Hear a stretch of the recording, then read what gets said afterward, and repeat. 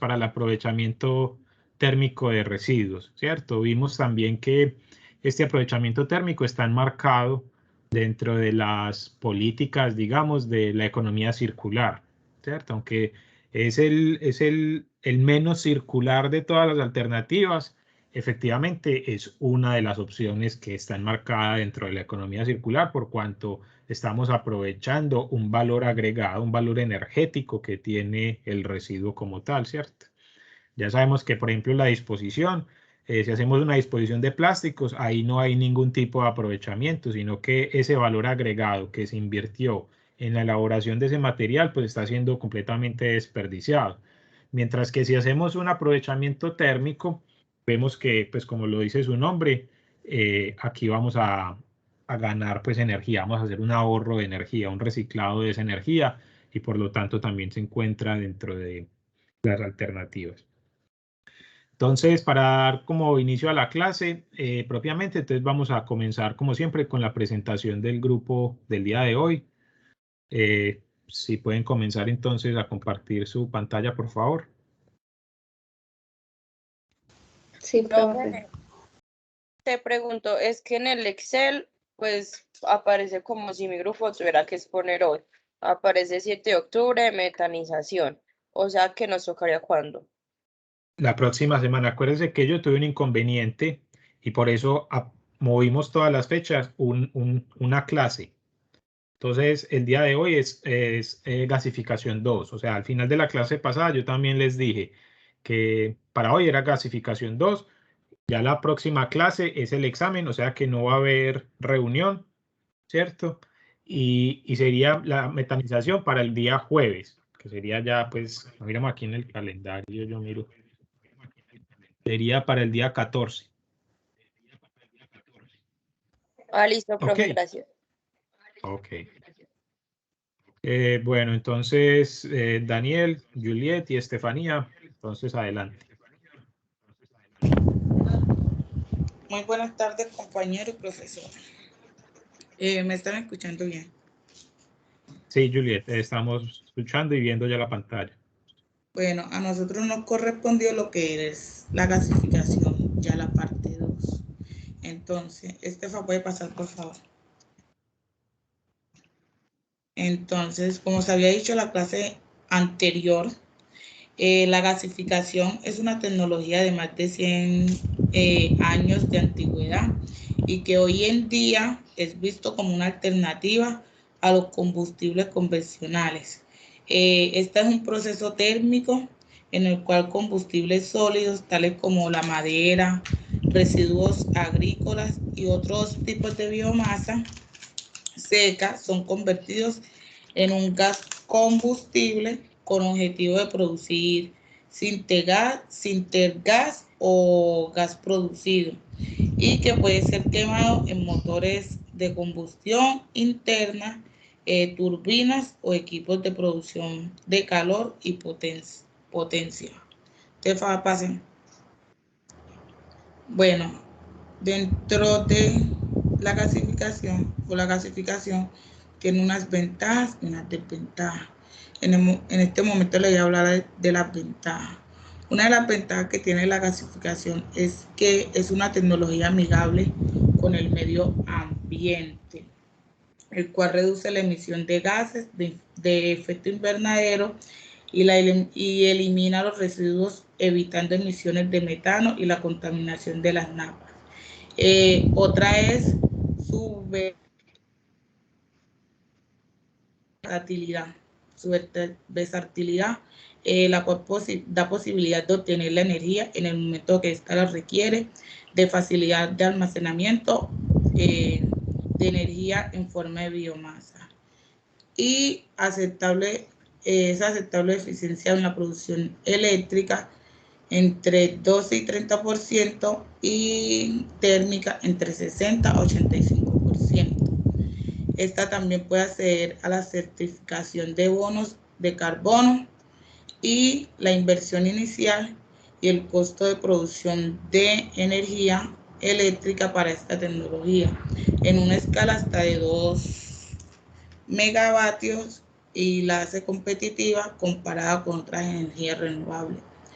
Ya por el lado de la desventaja, nos dice que el gas producido tiene un bajo poder calorífico. Estefa, pásela, porfa. Entre 1000 y 1500 kilocalorías por normas metros cúbicos, que esa es una manera de medir gas. Y comparado en el gas natural, el butano y el hidrógeno. Y en la gasificación de biomasa requiere de plantas industriales con altos costos de inversión y un aprovisionamiento de biomasa muy homogéneo. Estefa, pásela.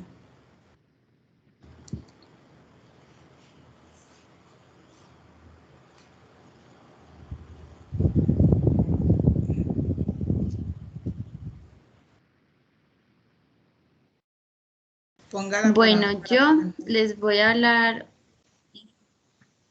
un poco sobre la gasificación por plasma.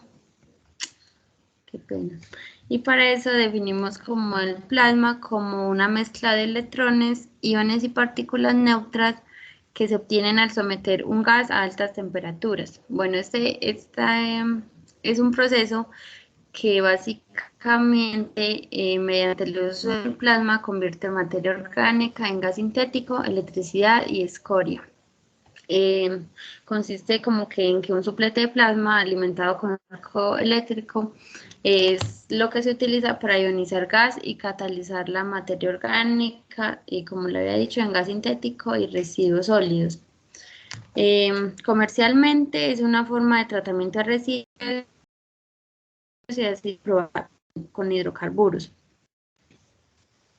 Su aplicación a residuos sólidos urbanos no está bien documentada, aunque empresas como Blue Plasma Power comercializan esta tecnología. Desde un punto de vista técnico, el plasma es útil para residuos que contengan sustancias orgánicas e inorgánicas, y tomado desde un punto de vista económico, interesan residuos que no tengan otro tipo de tratamiento o aprovechamiento por ser muy caro. Algunas características que definen este proceso es que la generación del plasma se realiza al hacer fluir de un gas inerte a través de un campo eléctrico existente entre dos electrodos, y otra característica de este es que las temperaturas de trabajo están entre los 5000 y los 15000 grados centígrados. Mediante este proceso se obtiene como producto final un gas cuyos componentes son: primero, gas, que está compuesto fundamentalmente por monóxido de carbono e hidrógeno, y como segundo se obtiene residuo sólido, que es consistente en escoria inerte, generalmente vitrificada.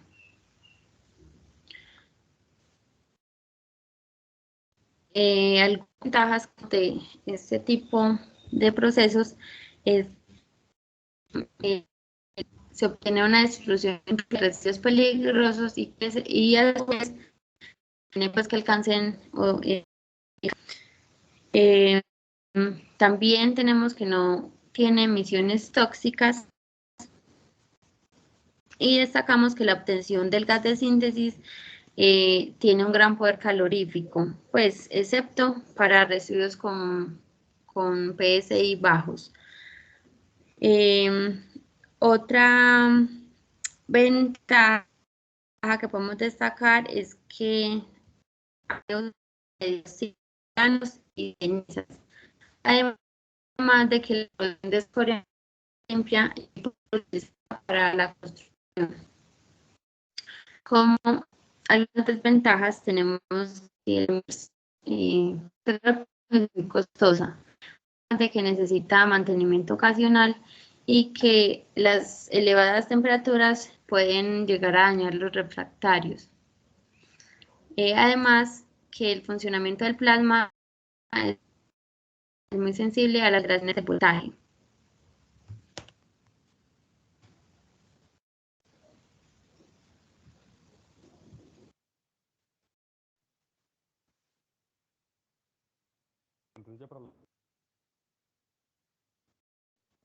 Se escucha muy pasito.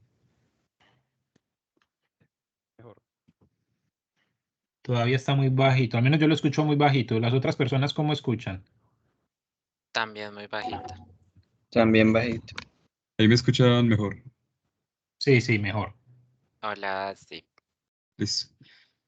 Entonces voy a hablar sobre los reactores. Los reactores usados en la gasificación de biomasa, de acuerdo a su forma de contacto sólido-gas, se pueden dividir en tres principales categorías: lecho fijo o cama móvil, lecho fluidizado y flujo arrastrado.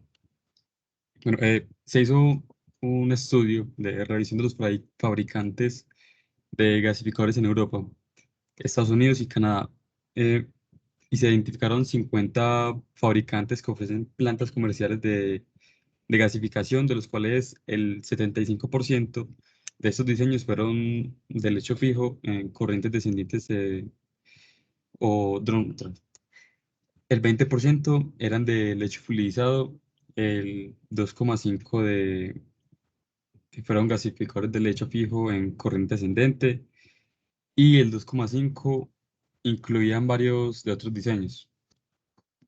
Entonces, ya los gasificadores de lecho fijo o cama móvil, tratando sobre que ese tipo de reactores en medio de gasificación transportan lentamente las partículas de biomasa hacia abajo del reactor por gravedad en un lecho fijo, generando de esta manera el gas. Bueno, también se le llama cama móvil, debido a que el combustible se mueve hacia abajo del gasificador como un tapón.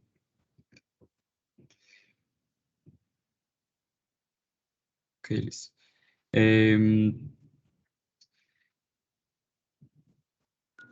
Para los gasificadores de lecho fluidizado, estos están compuestos de sólidos granulares, y estos se mantienen en un estado semisuspendido, un estado fluidizado, por los cuales pasa el agente gasificante a velocidades controladas. Estos gasificadores ofrecen un excelente mezclado de la biomasa que se espera gasificar y del agente gasificante, promoviendo la transferencia de calor y masa en el sistema.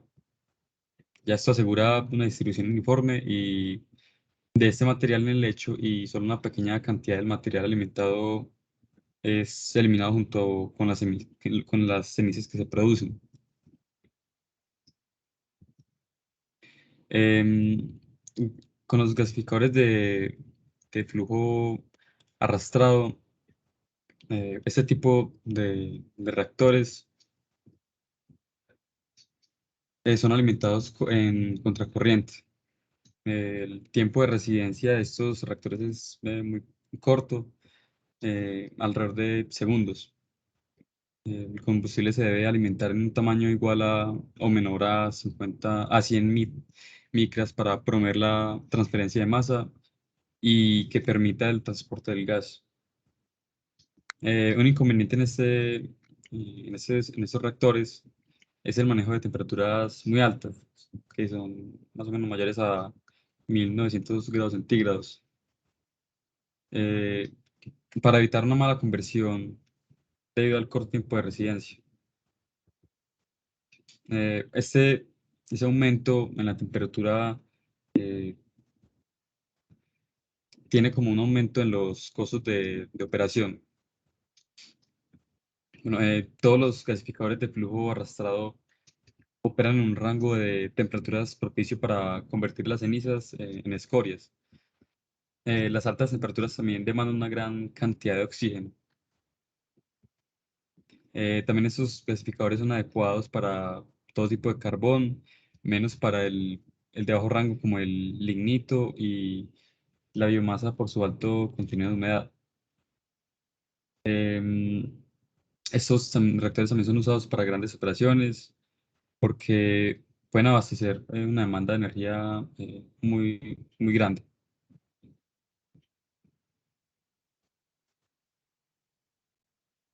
Bueno, y les quiero también mencionar un ejemplo de una aplicación en un gasificador de leche fijo. sobre un proyecto que se diseñó para tratar el estiércol del ganado bovino que se generaba en los ranchos de una empresa de lácteos.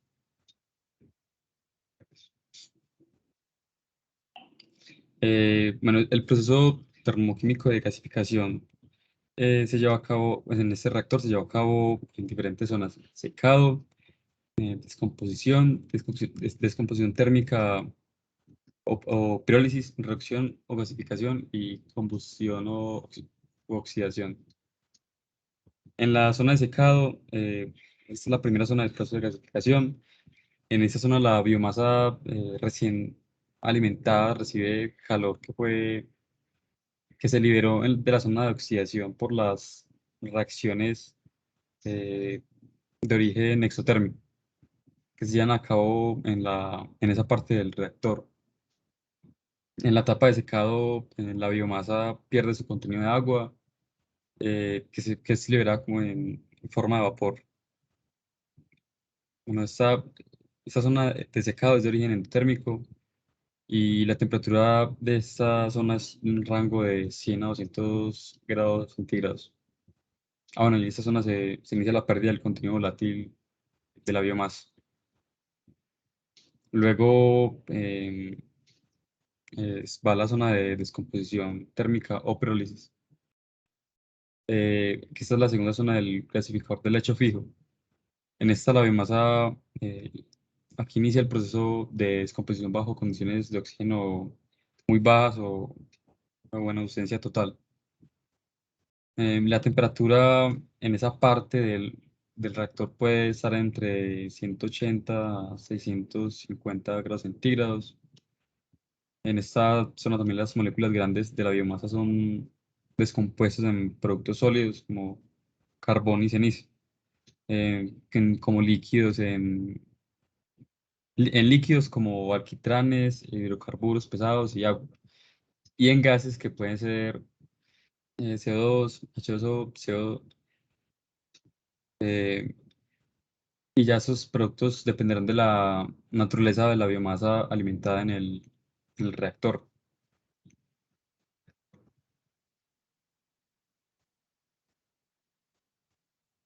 Bueno, en la zona de reducción o gasificación, esta es la tercera zona del reactor que sigue la pirólisis.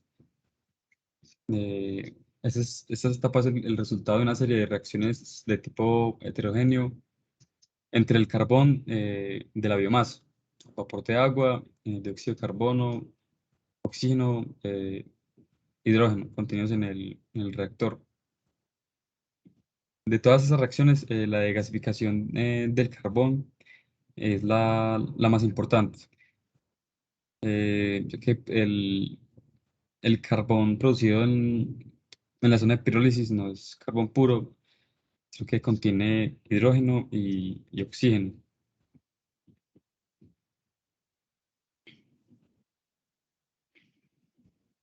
Que ya ve la zona de combustión o oxidación, que nuestra energía que manda, la energía que manda el proceso de gasificación a través de las zonas de secado y pirólisis puede ser suministrada con la energía térmica que se libera en la zona de combustión, por la gran cantidad de reacciones de tipo exotérmico que se llevan allí. En esta zona de combustión, el carbón proviene de la zona de gasificación, que se pone en contacto con el oxígeno suministrado en el reactor. Y bueno, si la presión del oxígeno es suficientemente alta, esta reacciona con el carbón para formar dióxido de carbono, que ya esta reacción es altamente exotérmica. Y eso sería lo de los usos prácticos.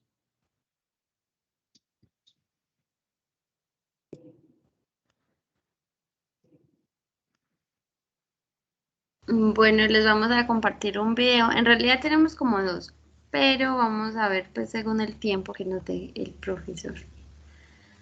Este es muy corto y explica como mejor el método la gasificación por plasma y hay otro como más general. Entonces vamos a ver primero este y me dicen porfa si se escucha. La gasificación por plasma. Sí, se está escuchando. ¿Sí se escucha? Sí. Jefa, pero le puede subir más volumen. Le da. Porque sonaba muy fácil.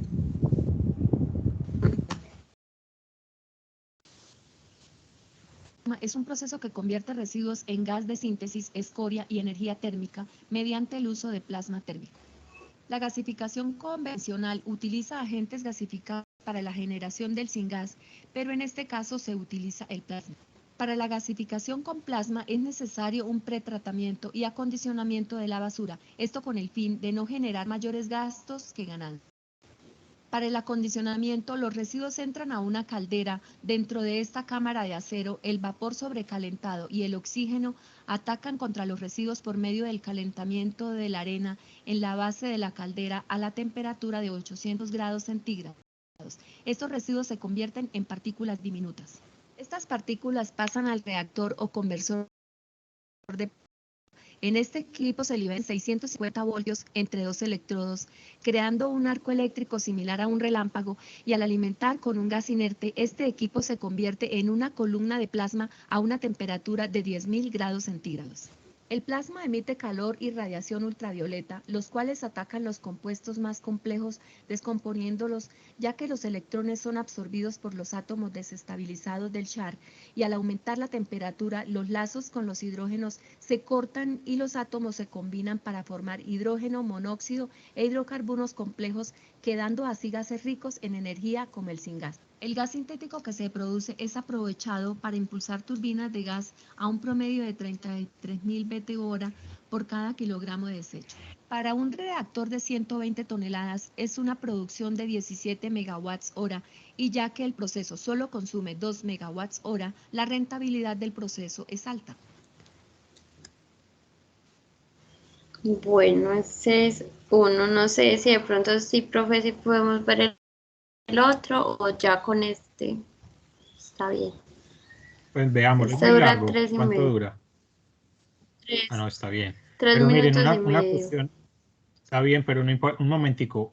Miren una cosa en el video anterior, están diciendo que dentro del reactor se alcanzan hasta los 10.000 grados, pero eso no es como muy lógico, ¿cierto? Porque entonces, ¿qué material están hechas las paredes de ese reactor para soportar dicha temperatura? No sería posible, ¿cierto? Lo que se alcanza la temperatura de 10.000 grados es el arco con el que se produce el plasma. O sea, en el videito aparecía como unos rayos, ¿cierto? Que son como los rayos que representan el plasma. Esos rayos alcanzan esa temperatura, pero el gas alcanza solamente cientos de grados o 1.000, 2.000 grados centígrados, pero no 10.000. Listo, para que lo tengan presente. Entonces, adelante.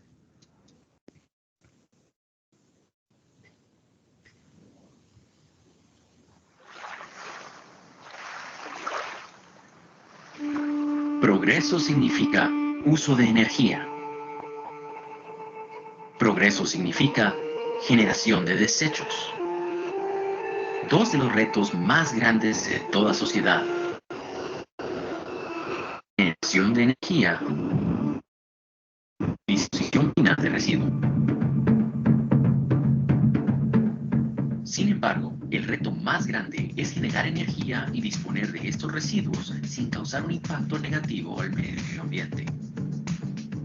Mediante el proceso de gasificación, podemos usar muchos de estos residuos como materia prima para la generación de energía limpia, y de esta manera podemos prescindir de los rellenos sanitarios y botaderos a cielo abierto. La gasificación nos permite procesar prácticamente todo tipo de desechos, incluyendo llantas usadas y cualquier otro tipo de residuos que contengan carbón. Gasificación no es incineración. Los residuos son destruidos a altas temperaturas en un reactor donde no hay para que haya combustión. Durante esta reacción térmica se forma un gas combustible que se conoce como gas de síntesis o syngas, el cual se compone principalmente de hidrógeno y monóxido de carbono. Una Una vez limpio, el syngas es usado para alimentar ya sea un sistema ORC, una turbina de vapor o un motor de combustión interna y así generar electricidad. Por otra parte, el exceso de calor se recircula y es usado para secar los residuos antes de entrar al gasificador.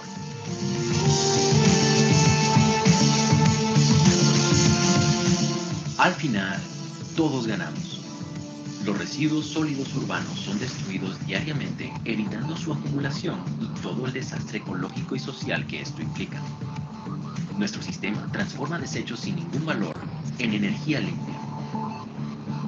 El proceso de gasificación nos permite fortalecer el sistema actual de generación de energía y puede usarse como un sistema de apoyo, dado que la gasificación de residuos permite generación constante de energía, no se ve afectado por causas naturales que afectan a otros sistemas, como las hidroeléctricas.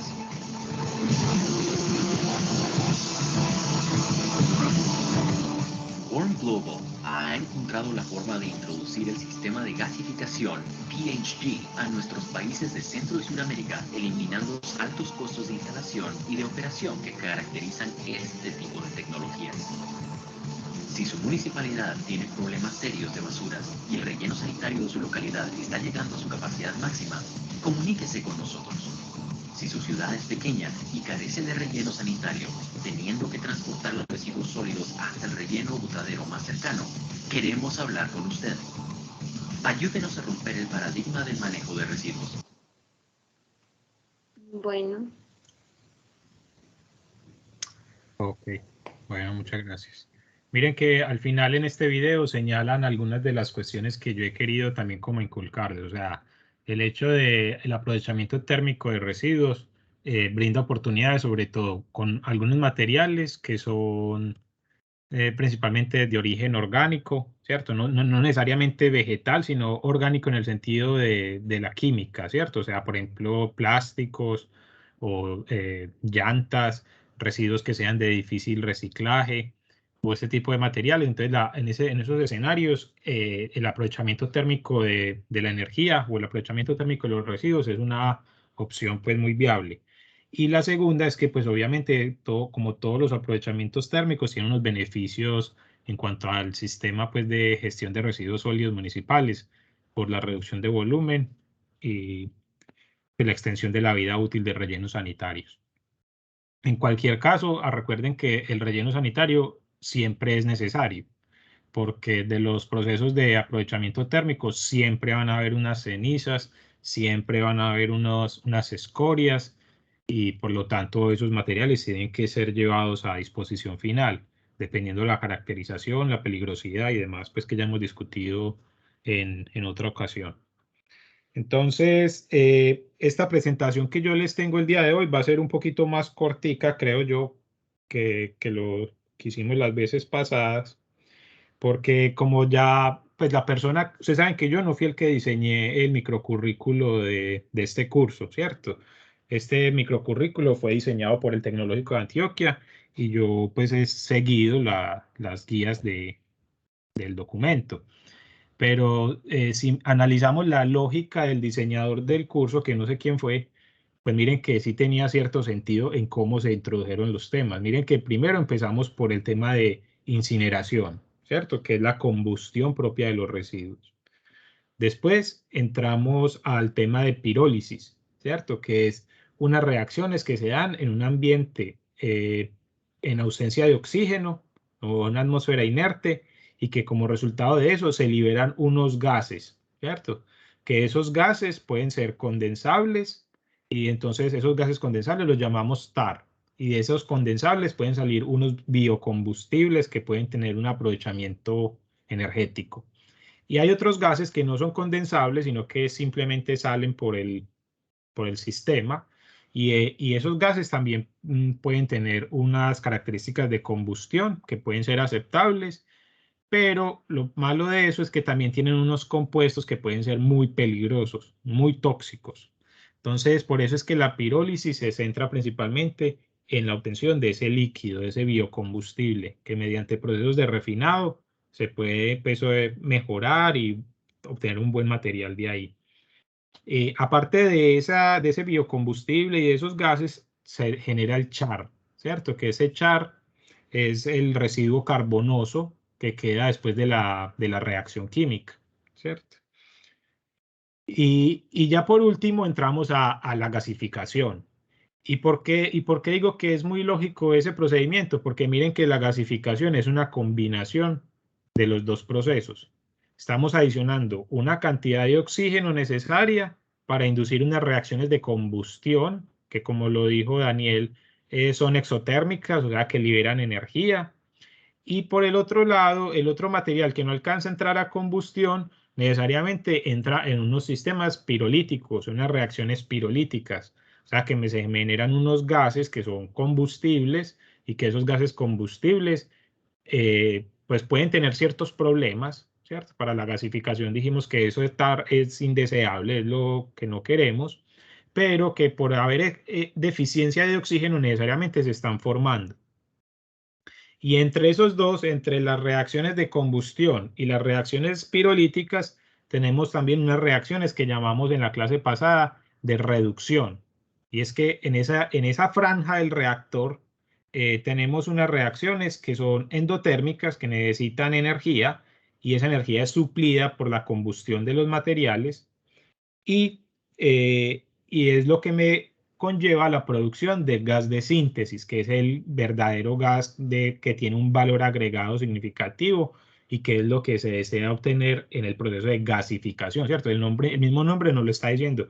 Yo quiero convertir un sólido en un gas, quiero gasificar ese residuo. ¿Y cuál es el mejor material para gasificar? Es el char, ¿cierto? Que es el resultado de las reacciones pirolíticas. Entonces yo tengo un material que es altamente, pues que tiene un alto contenido de carbono y como ya sucedió en la reacción pirolítica, ya los gases no están ahí, ¿cierto? Entonces ya los gases han salido del material y ese material sólido, ese carbón, es el ideal para los procesos de gasificación. Es por eso que, aunque esta tecnología es antigua, como lo decía en el grupo de hoy, es antigua utilizando carbón, ¿cierto? O sea, utilizando carbón porque es un material que tiene un alto nivel de material pues, de carbono sólido, una menor cantidad de volátiles en comparación con, por ejemplo, un residuo sólido municipal. Entonces se utilizan ese tipo de combustibles para la producción de gases de síntesis. ¿Y que por qué se llaman gases de síntesis? Lo dijimos en la clase pasada, porque mediante otros procesos térmicos, químicos y de altas presiones se pueden producir cualquier cantidad de compuestos orgánicos, que eso ya son temas de la petroquímica, ¿cierto? O sea, ya no hace parte del proceso de gasificación, sino que el producto de la gasificación, el gas de síntesis, puede entrar a otros sistemas productivos, a otras industrias que ya están construidas, ¿cierto? O sea, que es una transición hacia una energía renovable, pero que no está atentando, digamos, o que no descarta las tecnologías actuales, lo cual es una ventaja para su implementación, ¿cierto? El problema con tecnologías que sean muy innovadoras es que entran en competencia o en conflicto con las tecnologías que ya están implementadas y por lo tanto hay unos movimientos políticos y de influencia, de lobby, de resistencia y unos costos de adopción de esas tecnologías que los hacen muy difíciles de entrar. Es que es más, las problemáticas ambientales prácticamente todas tienen solución. El problema es la implementación, ¿cierto? Y el problema de la implementación, bien sea por costos, pero también ¿por qué? Por cuestiones políticas y sociales. Y entonces el tema de la gasificación ahí tiene uno de sus puntos más fuertes, y es que ese producto, el gas de síntesis, puede ser utilizado en la industria petroquímica actual. No habría que modificar nada, sino que ese gas entra tal cual como si fuera el gas de síntesis obtenido mediante un carbón, o sea, un combustible fósil convencional. Entonces ahí esa es una de las grandes fortalezas. Tanto es así que si ustedes buscan en Google, por ejemplo, yo no sé si lo tengo aquí abierto.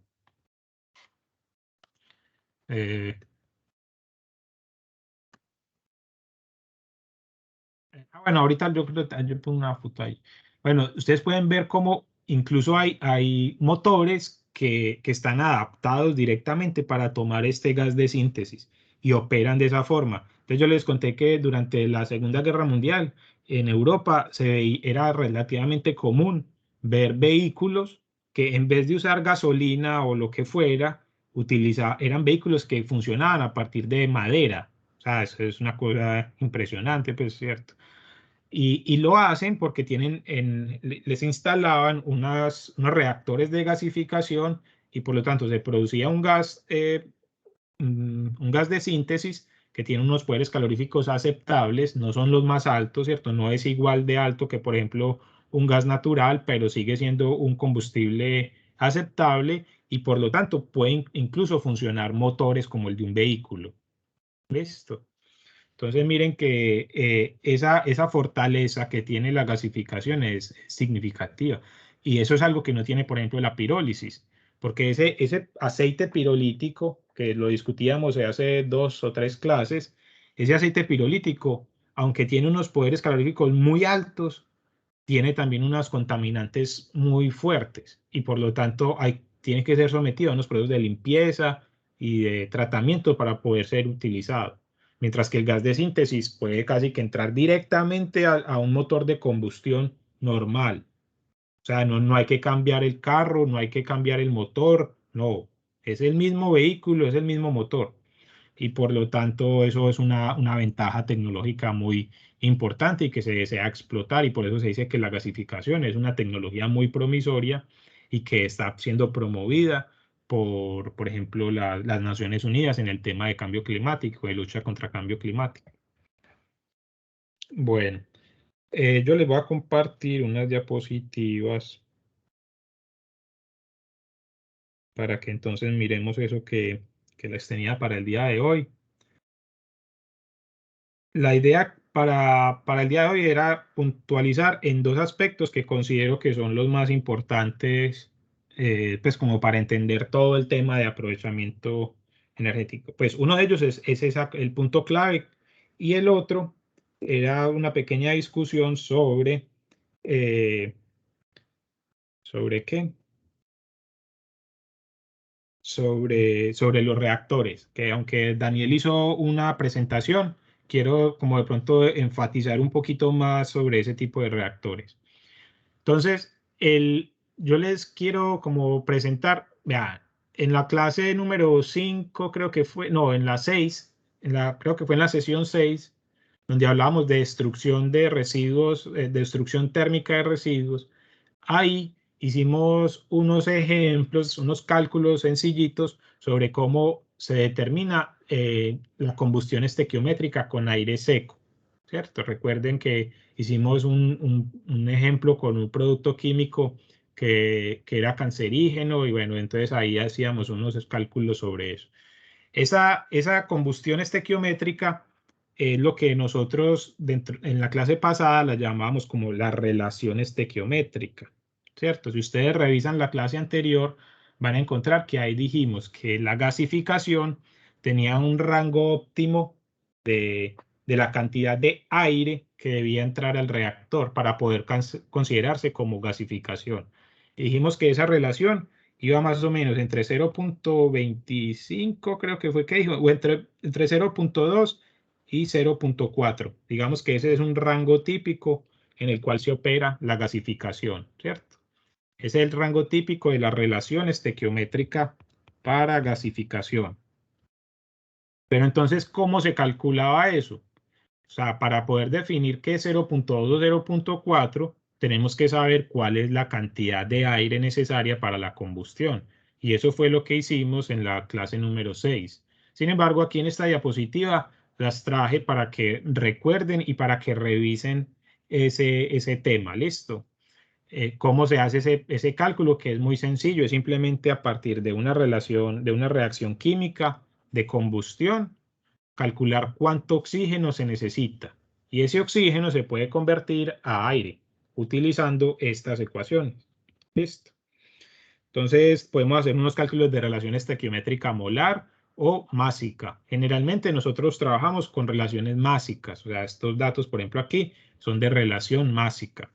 O sea, cuántos kilos de aire estoy entrando al reactor, por decir, por hora, en versus o dividido por los kilos por hora de aire que serían necesarios para una combustión completa del material. ¿Listo?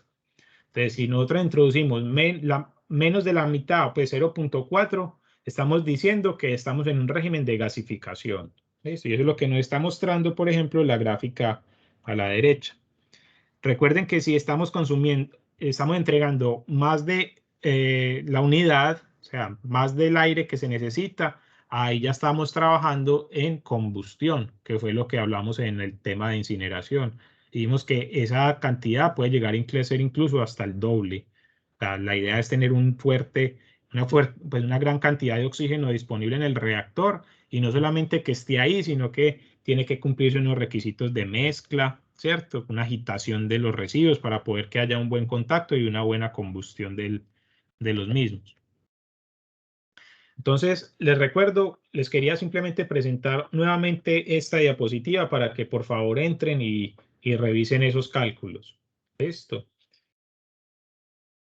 es un cálculo pues muy sencillo, eso es un cálculo de química general 2. Y simplemente es utilizar esta ecuación. Miren que ya por ejemplo el valor de Z está definido por, ¿cómo se define? Con base en esto, ¿cierto? Que esta sería la fórmula reducida de los residuos. Entonces ustedes en el taller de aprovechamiento hicieron el cálculo de la fórmula reducida para cualquier tipo de residuo, ¿cierto? ¿Con base en qué? En los análisis químicos. Ustedes tenían una tabla con unas composiciones químicas de cada uno de los elementos, carbono, hidrógeno, bla, bla, bla, y ya lo único que habría que hacer es simplemente un balanceo químico de ese material en una reacción de combustión.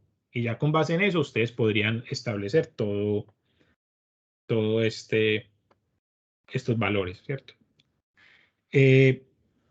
Bueno, ok. Ahora bien, volvamos entonces al tema ya propiamente de gasificadores. Reactores de gasificación, para gasificación hay varios tipos. Hay unos como los que hemos discutido en sesiones pasadas, como cuáles, como por ejemplo los lechos fluidizados que nos hablaba Daniel hoy, los de parrilla, ¿cierto? Donde hay unas parrillas que están desplazando los residuos, ¿se acuerdan? Que les mostré un video de cómo se desplazaba al interior del horno de incineración. Entonces, hay diferentes tipos de hornos. Están los rotatorios que también pueden ser utilizados para gasificación, ¿cierto? Porque ¿cuál es la diferencia entre la incineración y el gasificador? Pues es la cantidad de aire, pero es que esa cantidad es controlable por el operario, ¿cierto? Entonces, digamos que ese tipo de reactores que se utilizan para incineración, dependiendo de la cantidad de aire que yo le inyecte al reactor, podrían entrar a un régimen o al otro. O sea, que es de decisión del operario.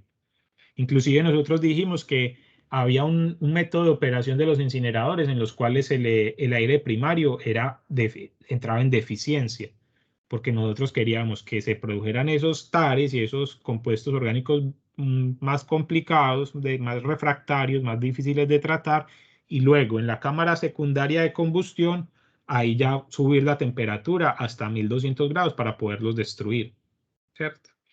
Entonces, miren que incluso dentro de los modos de operación de la incineración, también se puede inducir procesos de gasificación. Entonces, aunque hay algunas diferencias entre las tres tecnologías, también hay muchas cosas en común. Sin embargo, el proceso de gasificación tiene también una ventaja de que es muy modular. O sea, imagínense, pues si usted puede poner un reactor de estos de gasificación en un vehículo, pues eso quiere decir que se pueden desarrollar ese tipo de tecnologías en escalas muy pequeñas, lo cual no es posible con la incineración, ¿cierto? Para tener un sistema de incineración que sea útil, se requieren unos volúmenes de residuos mayores y una infraestructura significativa. En cambio, en gasificación es todo mucho más sencillo, ¿listo? Desde ese punto de vista. Entonces, los tipos de gasificadores hay muchos. Sin embargo, yo aquí hoy les quiero traer como 3 ejemplos, que son el gasificador de flujo ascendente, que es el de la izquierda, el gasificador de flujo descendente y el gasificador por plasma, que es como el más loco, pues no sé si decir, pues lo o sino que, bueno, si es como el diferente, digamos. Entonces, ¿cuáles son las características del reactor de flujo ascendente? Pues el de, a ver que esto no me está pasando la diapositiva. ¿Y ahora qué pasó?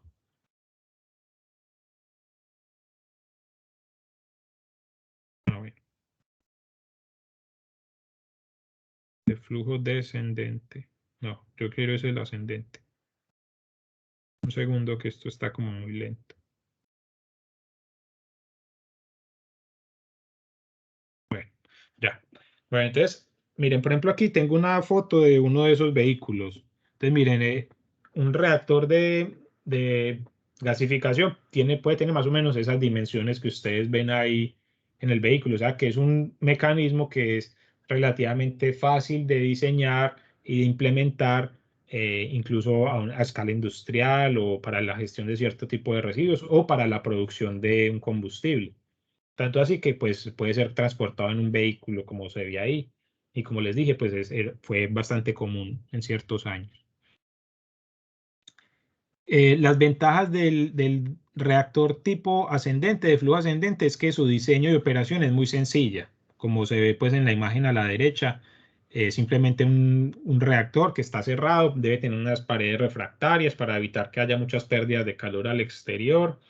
Es un reactor que tiene una alta eficiencia energética, porque miren que si ustedes consideran que este es bueno, o a ver, ¿cómo opera primero que todo? Este reactor funciona ingresando aire por la parte inferior, ¿cierto? Y la salida del gas es por la parte superior. El hecho de que el aire entre por la parte inferior hace que la zona de combustión pues esté en la parte de abajo, ¿cierto? O sea, esta es la zona de combustión. Y ahí es donde se alcanzan las mayores temperaturas del reactor. O sea que aquí podemos estar hablando de aproximadamente unos 1000 a 1200 grados centígrados, ¿cierto? Esa zona de combustión es la que alimenta de energía todo el reactor. Y obviamente, como sucede en cualquier proceso de combustión, pues a medida que el aire va ascendiendo, pues la temperatura se va bajando, va reduciendo, ¿cierto? A partir de que nos alejemos de la zona de combustión, la temperatura va bajando. Y es por eso que entonces entraríamos a lo que se denomina la zona de reducción, que es donde se genera el gas de síntesis, y después entramos a la zona de pirólisis, que la zona de pirólisis está más o menos entre 650 grados centígrados y aproximadamente unos 200 grados centígrados. Listo. O sea que la zona de reducción está entre los 1000 y los 600 grados centígrados aproximadamente. Eso depende obviamente del residuo, que ustedes ya saben que mirando el TGA, o las caracterizaciones de termogravimétricas, van a ver cuáles son las zonas de pirólisis, las zonas de reducción de humedad, ¿cierto? Y la zona de gasificación. Entonces, se dice que este tipo de reactor es muy eficiente porque el calor que se genera en la combustión es suficiente para inducir las reacciones de reducción, las reacciones de pirólisis y las reacciones de secado de los residuos. O sea, la alimentación de este tipo de reactor es por esta parte, por la parte de arriba. O sea, que hay como unas escotillas o unos sistemas para poder alimentar con los residuos el material. Sin embargo, este tipo de reactores también tiene una desventaja dada por su diseño. Aunque es más fácil de operar y fácil de diseñar, también tiene la desventaja de que si uno ve cómo es el flujo del aire, es en esta dirección, ¿cierto? Y por lo tanto, no solamente se están obteniendo los gases de reducción, que son los que nosotros deseamos, sino que sale por la salida del gas. Sale también los gases de pirólisis, que son los tares, ¿cierto? Aquí se genera el tar. Y sale también el vapor de agua, la humedad. Y ese vapor de agua, pues tanto el vapor de agua como el tar me pueden estar dañando el poder calorífico del gas de síntesis que yo quiero producir. Entonces, digamos que aunque el sistema es más fácil de operar, también tiene unas desventajas desde el punto de vista operativo por la forma como se está alimentando el sistema y la forma como fluye el aire al interior del mismo. El otro reactor que digamos que lo que busca es corregir este problema de producir un syngas con TAR y con agua, es lo que se denomina como un reactor de flujo descendente. Listo. Este tipo de reactor lo que busca es reorganizar la forma como fluye el aire y la forma de la que se extrae el syngas. Es decir, si nosotros pudiéramos, por ejemplo, extraer el aire directamente desde acá, pues sería lo ideal, ¿cierto? Si pudiéramos meter como una tubería y sacar el aire o el gas, perdón, desde la zona de reducción, pues eso sería lo ideal. Y para poder lograr algo parecido, entonces se ha diseñado lo que se conoce como el reactor de flujo descendente, en el cual los residuos también están ingresando por la parte superior. Sin embargo, la alimentación de aire ya no es por la parte de abajo, sino que entra directamente a la zona de combustión, ¿cierto? Ustedes ven aquí la imagen. ¿Eso qué hace? Bueno, ¿y por dónde es la salida del gas? Por la parte inferior. Por eso se denomina que es de flujo descendente, ¿cierto? ¿Eso cómo se logra? Colocando un pequeño vacío acá, ¿cierto? Si usted genera un pequeño vacío, suficiente como para poder extraer los gases solamente. O sea, los reactores de gasificación no operan a altas presiones ni a diferentes presiones significativas. Simplemente lo que se busca es que el gas pueda fluir a través del reactor. Entonces, si ustedes ven, aquí está generando la combustión. Y obviamente, si hay combustión, hay temperatura, pues también va a haber pirólisis, va a haber unos procesos de secado y unas reacciones de reducción. Pero por estar tan cerca a la salida, y aquí hay unas rendijas, entonces el flujo solamente está pasando por combustión, reducción y salida de gas, que es lo que nosotros deseamos. O sea, que el reactor de tipo descendente es capaz de producir un gas de síntesis de mayor calidad, que no está contaminado por los gases de pirólisis, por los TAR. ¿Por qué? Porque aunque sí se están produciendo esos TAR, para poder esos TAR salir del reactor, como lo intentan hacer, ¿cierto? Tienen que pasar necesariamente por la cámara de combustión, por la zona de combustión. Y recuerden que esta zona de combustión está alrededor de los 1000 a 1200 grados. Y por lo tanto el TAR está siendo destruido por la misma temperatura que está al interior de esa combustión. Entonces miren que es un mecanismo es muy inteligente porque aprovecha la energía exotérmica que se produce en la combustión para destruir el TAR antes de que salga por el efluente del gas. Listo. Las desventajas de este tipo de sistemas es que su diseño es mucho más complejo, es decir, poder diseñar esta garganta, que es donde se da la cámara de combustión, es mucho más complicado que simplemente diseñar el sistema de flujo ascendente, ¿cierto? Porque esa garganta depende del tipo de residuos, del diámetro de la partícula, de si el material es muy viscoso o no, y pues ahí en esa zona también se puede generar obstrucciones. Entonces, ese diseño, digamos que es el parámetro clave para el diseño de este tipo de reactores. Otra de las desventajas es que el gas sale a mayor temperatura, ¿cierto? Porque miren que en el caso ascendente, ¿cuál era la última etapa? La de secado, ¿cierto? Y recuerden que, por ejemplo, Daniel nos dijo que el secado es una reacción endotérmica. O sea, que a medida que el material o el aire, perdón, está subiendo por eso, esta reacción de combustión es exotérmica. Las de reducción son endotérmicas, o sea que empieza a bajar la temperatura. Después sigue la reacción de pirólisis, que también son endotérmicas, o sea que también consumen temperatura. Y después las reacciones de secado, que también son endotérmicas. Pues reacciones o procesos de secado que son endotérmicos, también consumen temperatura. Entonces eso hace que la salida de gas, la temperatura del gas, esté alrededor de los 100 grados centígrados. Mientras que en este otro sistema, el gas puede estar alrededor de los 600 grados centígrados más o menos. Listo. ¿Y eso por qué es una desventaja? Porque para poder inyectar este gas de síntesis, por ejemplo, a un motor de un vehículo, se tiene que intentar o se tiene que poner ese gas a temperatura ambiente. ¿Listo? y por eso entonces habría que implementar otras estrategias para poder bajar esa temperatura de estos gases. ¿Cómo qué estrategias se utilizan? Por ejemplo, coger estas tuberías y hacer el secado de la materia prima, de los residuos, antes de ser alimentados. Entonces, donde estén almacenados los residuos antes de la alimentación al gasificador, se hacen unos intercambiadores de calor para hacer el secado del residuo, aprovechando la temperatura tan alta que tiene estos gases, ¿cierto? O sea que se requiere pues como una implementación de otros sistemas. Bueno, entonces digamos que este es un diseño que es más apropiado para la gasificación y que tiene pues las ventajas que acabamos de discutir. Y ya por último, quisiera hablar un poco sobre la gasificación por plasma, que bueno, en la presentación nos dijeron que el plasma era simplemente lo que se denomina como el cuarto estado de la materia, ¿cierto? Ustedes saben que un átomo está constituido por un núcleo y unos electrones que están girando en unas órbitas, ¿cierto? O girando, pues ellos están ahí en unas órbitas.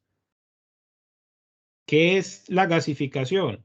Es coger uno de estos electrones y sacarlo de acá. ¿Eso qué hace? Que el electrón, pues obviamente tiene una carga neta que es negativa, ¿cierto? Esa es la carga fundamental del electrón, él tiene la carga negativa. Y por lo tanto, el átomo que me queda sin ese electrón, pues me va a quedar con una carga positiva, ¿cierto? O sea que el gas de plasma es una mezcla de iones, que son cargas negativas y cargas positivas, que son altamente reactivos y que se generan a altas temperaturas.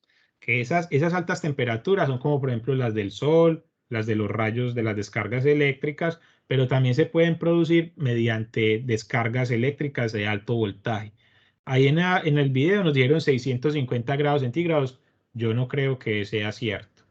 Eso para poder inducir una corona de descarga, pues como ese rayo entre dos electrodos, se necesitan voltajes de miles de voltios para poder inducir ese salto, esa corona. Eso se llama una corona.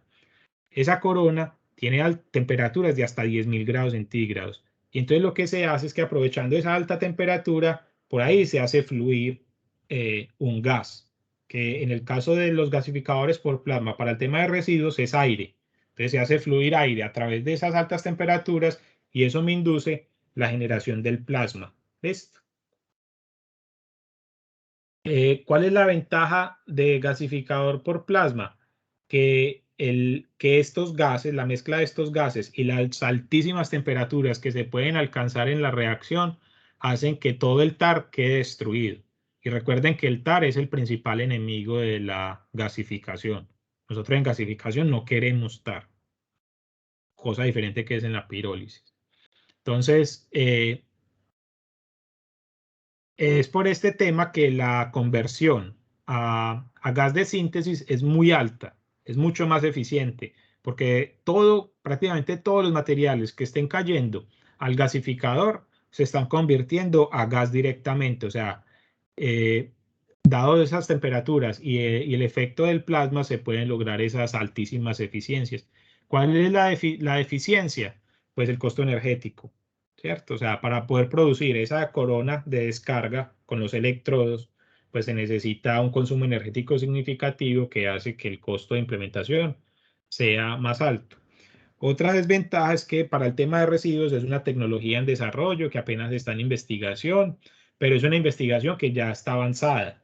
O sea, no es investigación pequeñita en un laboratorio haciendo ensayitos ahí, pues como para una tesis, no, sino que ya hay ensayos a escalas municipales con plantas piloto de, por ejemplo, estos resultados que les traigo de una ciudad en Corea del Sur. La ciudad se llama Iskeje. Yo no sé si ustedes la conocen, pero si han escuchado. Yo nunca había escuchado hablar de una ciudad que se llame con una sola letra. Bueno, no sé. Es una ciudad en Corea del Sur.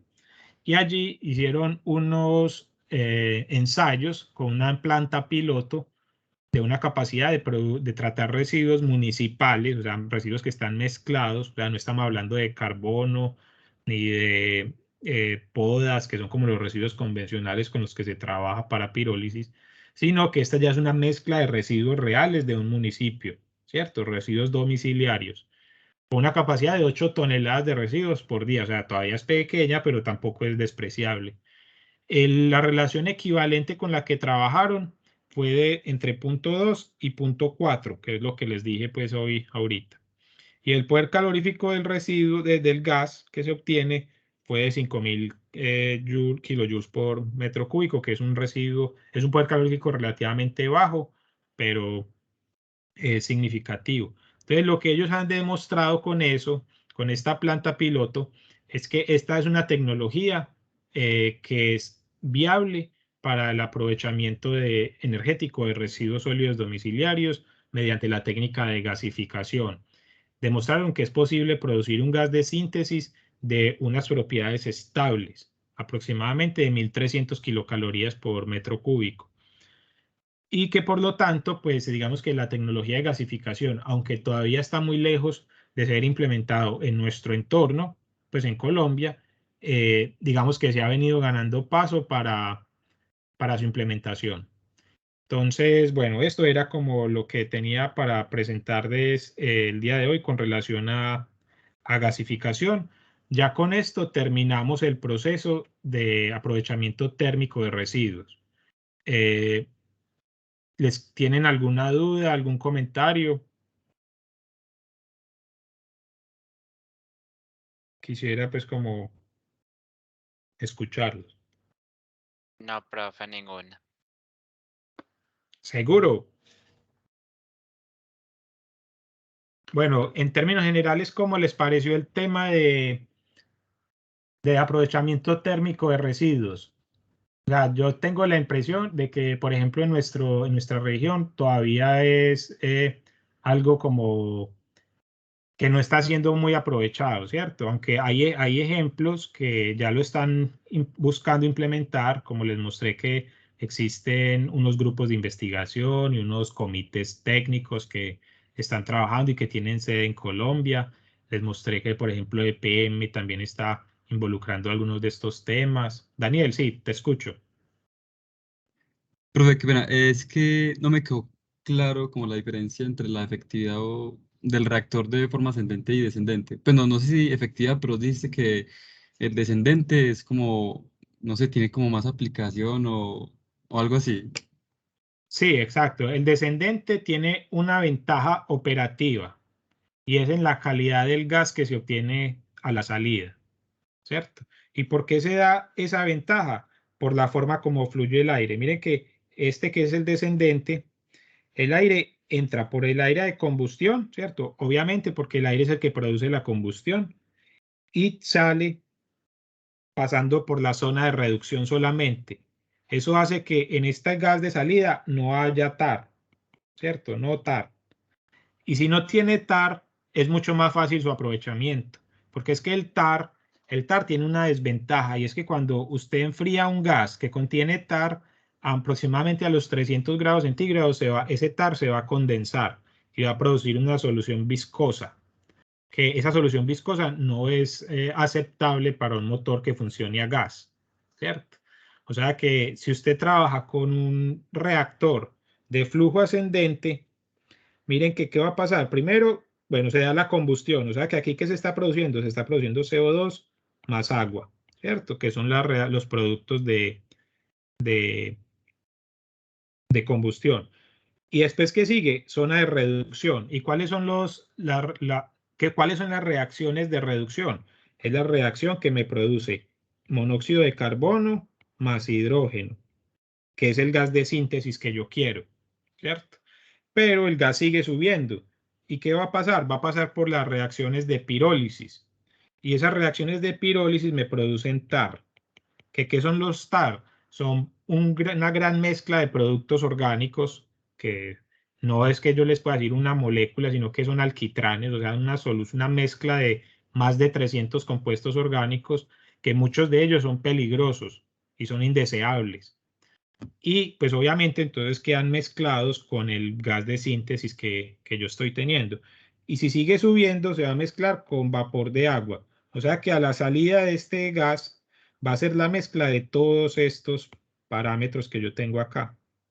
lo cual es indeseable, porque por ejemplo el agua me reduce el poder calorífico, el TAR pues se me va a condensar a temperaturas menores a 300 grados centígrados y también me reduce el poder calorífico.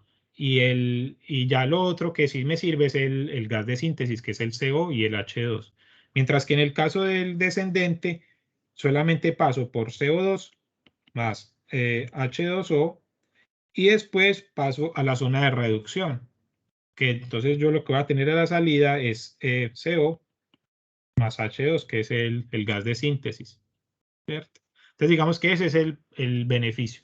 Y es por eso que digamos que se prefiere la implementación de este tipo de gasificadores de flujo descendente. Aunque tiene sus desventajas, como les dije, principalmente en el diseño de esta unidad, por esta garganta. Listo. Sí, profe, Ese era un gracias. Ok. Entonces, sí. Entonces le estaba diciendo pues que algunas de estas alternativas están siendo evaluadas, por ejemplo, en Ruta N, pero digamos que todavía está a unos años de implementación. O sea, no es algo como tan común todavía en nuestro entorno. ¿Qué otra cosa les quería decir sobre esto? Ah, bueno, ya a partir de la otra semana vamos a ver otros procesos que son quizás más conocidos por ustedes, ¿cierto? Que es el tema de metanización, por ejemplo, de digestión anaerobia y este tipo de temas que yo creo que son más cercanos, en cierto modo, a lo que nosotros hemos escuchado pues en nuestro país. Bueno, ¿alguna otra duda que tengan? Por ejemplo, si yo hiciera el quiz en este momento, ¿cómo les iría? ¿Sí les iría bien o no? Profe, nos iría muy mal. ¿Pero por qué? ¿Cuál creen que es como el mayor problema? No, profe, sino que a pesar de que, o sea, de que uno está acá atento pues a la clase, sino que como uno está pensando no solamente en la clase, sino en las otras materias en todo, entonces es más fácil que los temas se disipen. Entonces, ya cuando, por ejemplo, usted pone una fecha, es más fácil estudiar los temas y directamente concentrar pues como Ok, el entorno solo en el quiz. ok. Como un tip para el Sí, es examen, les mejor, pido. sí, ¿Perdón? es mejor así como dice David, Sí, porque sí, sí, se presta luego para que nos enredemos. sí, sí, sí. Ok, no, igual pues yo no les voy a hacer un examen en este momento, era solo pues un caso hipotético. Les digo que para el examen se centren mucho en las semejanzas y diferencias de las tres técnicas. ¿Listo?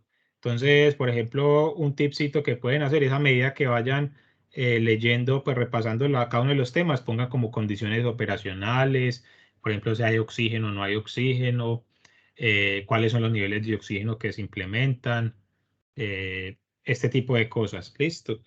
Y hagan como una tablita con las tres técnicas y algo parecido a lo que vimos al final de la clase pasada, para que ustedes tengan como esa claridad ahí, porque como les digo, puede ser que una pregunta les parezca que es muy cascarita, pero es que la realidad es que las tres técnicas tienen muchas cosas que son muy parecidas y que solamente son cositas muy sutiles, entre comillas, las que pueden inducir que una reacción sea de pirólisis o de gasificación o de combustión. Entonces no es que yo quiera ponerles cascaritas en el examen, sino que el tema es así. ¿Qué vamos a hacer? Ah, bueno, sobre el examen va a ser una duración de 1 hora. Va a estar disponible todo el día. Listo. Pueden hacer 2 intentos durante el mismo día. O sea, al final del intento lo voy a programar para que les aparezca la nota. No les va a salir la retroalimentación, pero sí la nota. Y ya la retroalimentación les va a salir después del segundo intento o la podemos incluso hacer grupal, pues la conversamos. Me parece Eh, mejor, profe, grupal, bueno, listo. Sí, lo podemos hacer así. porque así entonces podemos desarrollar mejor las dudas. Perfecto. Sí, a mí también me parece muy bien. Bueno, Profe, ¿y para entonces, cuándo sería el quiz? Recuerden que la clase pasada dijimos que el quiz iba a ser el 12, o sea, el próximo martes. Profe, pero qué susto, esos quizzes suyos que son miedosos. Ah, No, pero ¿cuál miedo? No me sí, hagan esos mala fama. quizzes lo enredan. No, esos quizzes lo enredan a uno, esos quizzes lo enredan a uno. Usted pone esas preguntas así todas como que lo ponen a uno a pensar en todas las respuestas. Eso Y es al que final la ese que es un uno buen cree que quiz. es, no es. Ese es un buen quiz, ¿no? O sea, esa es una buena pregunta. No, Porque es que yo la tampoco idea es quiero que poner la quede el respuesta. conocimiento claro, no que nos enrede con ellos. No, pero es que no es enredar, sino que es que hay que marcar la diferencia entre las cosas. O sea, pero yo no les puedo poner una respuesta que sea obvia. Pues, No, pero porque es sí los que pone muy duros, profe. Tienen que ser con las preguntas más específicos. Si es más específico con las preguntas, yo creo que es más fácil la respuesta. Usted listo, deja las igual preguntas muy abiertas, entonces uno puede tener varias respuestas y eso es lo que lo enreda a uno. Bueno, entonces vamos a ver cómo nos va, pero lo que sí sabemos es que ya ahora todos están pues relativamente bien en las calificaciones. Yo creo que la gran mayoría está ganando la materia en este momento. No sé cómo nos vaya a ir en este examen, yo espero que les vaya bien, pero sí, hola Ana. ¿Qué Yo posibilidades también hay de que espero. nos coloque como un taller o algo? En vez del examen, Pues a mí me parece como mejor. No Sí, sí, sé, pero más no ponernos. es que ¿sabe cuál es el problema? Que yo tengo que tener las calificaciones del 60% esta semana, ese era el compromiso mío con el tecnológico, y yo no alcanzo. Entonces ya no me da tiempo Profe, para hacer un un taller no muy largo. Ah, ¿Cuántas sí, preguntas tiene el quiz? ¿Cuántas preguntas tiene el quiz? 15, le pone 10 al taller y lo entregamos en pocos días. pero es que no O me sea, da tiempo 2, para 3 días. calificar. No me da tiempo para calificarlo. Lo pone de selección múltiple. Yo Así es fácil, califico, rápido. sí, pero es que yo quiero que no sea tan fácil tampoco. No, vamos a hacer el quiz y después vemos a ver qué pasa, listo. Pero como les digo, pues yo espero que les vaya bien, yo espero que les vaya bien. He intentado ser como muy claro en las diapositivas, pues en la presentación. Yo sé que a veces puede ser como tedioso pues escuchar la clase, pero bueno, ahí están los videos también para que los revisen nuevamente. Y si alguna cosa, pues lo miramos a ver. Igual van a tener los dos intentos también. Listo. Listo, profe, muchísimas gracias. Bueno, entonces muchas gracias por haber venido pues al día de hoy y nos vemos, no nos vemos, pues nos vemos ya el jueves, porque ya ustedes hacen el examen el martes y ya nos vemos es el jueves con el tema de metanización, listo. Listo, profe. Listo, Bueno, profe, muchas gracias. muchas gracias a ustedes, hasta luego. Hasta luego. Hasta luego, profe, muchas gracias. Profe, y si puede poner la retroalimentación tanto en el quiz y hacerla nosotros, se lo agradecería mucho. Listo, vamos a hacerlo así entonces. Muchas gracias, Ok, hasta luego, feliz tarde. Feliz gracias. noche. Igualmente. Profe, ¿verdad? Entonces, esta segunda parte del curso sería todo para el examen del martes. El examen del martes